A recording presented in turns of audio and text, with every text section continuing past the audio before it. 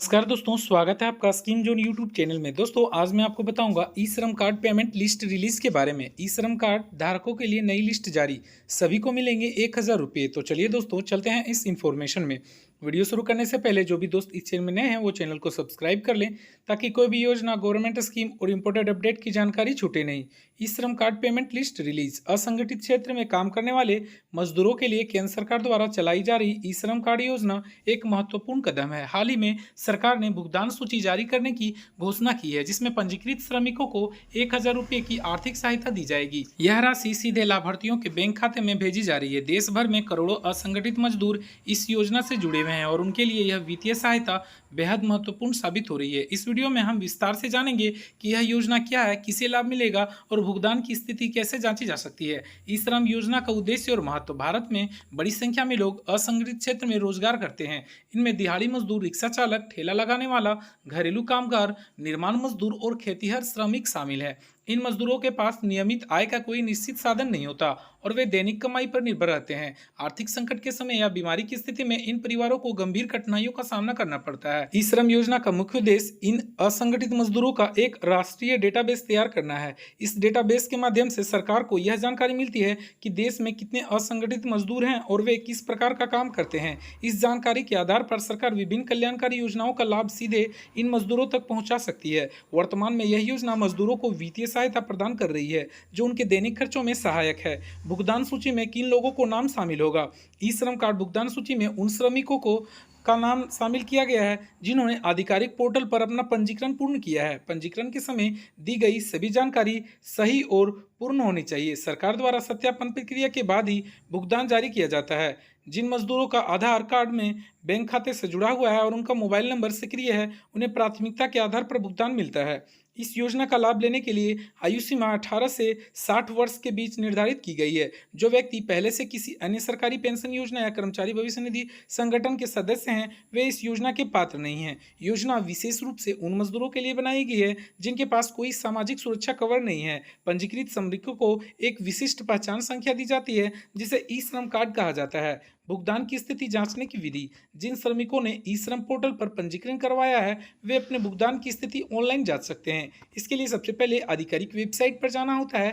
Website के home page पर पंजीकरण से संबंधित विकल्प दिखाई देते हैं। यदि आप पहले से पंजीकृत हैं तो उस विकल्प पर क्लिक करना होगा। अगले पेज पर आपको अपना आधार नंबर या ई श्रम कार्ड की पहचान संख्या दर्ज करनी होगी। जानकारी दर्ज करने के बाद सुरक्षा कोड भरकर सबमिट करना होता है। यदि आपका पंजीकरण सफलतापूर्वक हो चुका है तो आपकी प्रोफाइल स्क्रीन पर दिखाई देगी।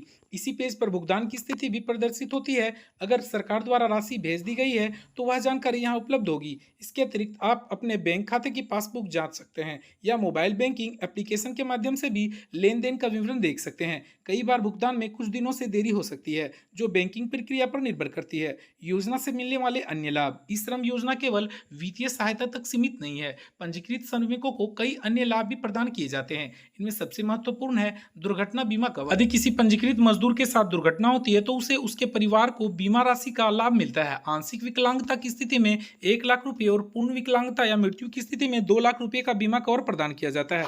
इसके अलावा पंजीकृत श्रमिक विभिन्न राज्य और केंद्र सरकार की कल्याणकारी योजनाओं का लाभ भी सीधे प्राप्त कर सकते हैं। खाद्य सुरक्षा योजना, आवास योजना, स्वास्थ्य बीमा और कौशल विकास कार्यक्रमों में इन मजदूरों को प्राथमिकता दी जाती है। ई श्रम कार्ड एक पहचान पत्र के रूप में भी काम करता है, जो विभिन्न सरकारी और गैर सरकारी संस्थाओं में मान्य है। यह मजदूरों की सामाजिक और आर्थिक स्थिति को मजबूत करने में सहायक है। आगामी योजनाओं की संभावना। सूत्रों से मिली जानकारी के अनुसार सरकार भविष्य में भी समय समय पर वित्तीय सहायता प्रदान करने की योजना बना रही है। यह राशि आर्थिक स्थिति और बजट के आधार पर तय की जाएगी। जिन श्रमिकों का नाम इस बार सूची में नहीं आया है, उन्हें घबराने की जरूरत नहीं है। अगले चरण में उनका सत्यापन पूर्ण होने पर वे भी लाभ प्राप्त कर सकेंगे। इसके लिए जरूरी है कि वे सभी जानकारी सही और अद्यतन रहे। सरकार का लक्ष्य है कि देश के सभी असंगठित मजदूर इस योजना से जुड़े। जितने अधिक मजदूर पंजीकृत होंगे, उतना बेहतर डेटा उपलब्ध होगा और योजनाओं का क्रियान्वयन भी सुगम होगा। मजदूरों को सलाह दी जाती है कि वे अपने बैंक खाते को आधार से लिंक करवाएं और मोबाइल नंबर सक्रिय रखें, ताकि किसी भी अपडेट की जानकारी समय पर मिल सके।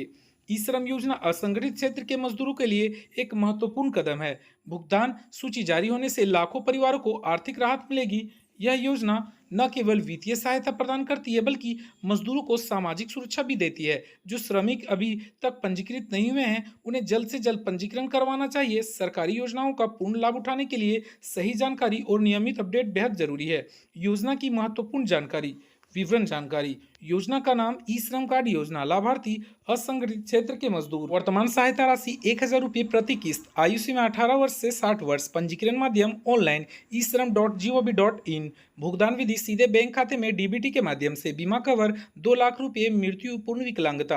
आवश्यक दस्तावेज आधार कार्ड, बैंक खाता, mobile number. Helpline number 14434 toll free. कृपया ध्यान दें, यह वीडियो केवल सामान्य जानकारी और जागरूकता के उद्देश्य से प्रदान किया गया है। यहाँ दी गई जानकारी विभिन्न सार्वजनिक स्रोतों और सामान्य समझ पर आधारित है। ई श्रम योजना से संबंधित सभी नियम, शर्तें, भुगतान राशि, पात्रता मानदंड और समय सीमा सरकार द्वारा समय समय पर संशोधित की जा सकती है। किसी भी वित्तीय लेन देन या पंजीकरण से पहले आधिकारिक ई श्रम पोर्टल e-shram.gov.in पर जाकर नवीनतम और प्रामाणिक जानकारी से प्राप्त करें। भुगतान की स्थिति सूची में नाम और विवरण केवल आधिकारिक वेबसाइट या हेल्पलाइन नंबर के माध्यम से ही सत्यापित करें। दोस्तों, आशा करता हूं कि आपको ये वीडियो पसंद आया हो तो चैनल को सब्सक्राइब करें, लाइक करें, कमेंट करें और शेयर करें अपने दोस्तों के साथ। धन्यवाद दोस्तों, मिलते हैं आपसे नेक्स्ट वीडियो में इसी तरह के इन्फॉर्मेशनल वीडियो से।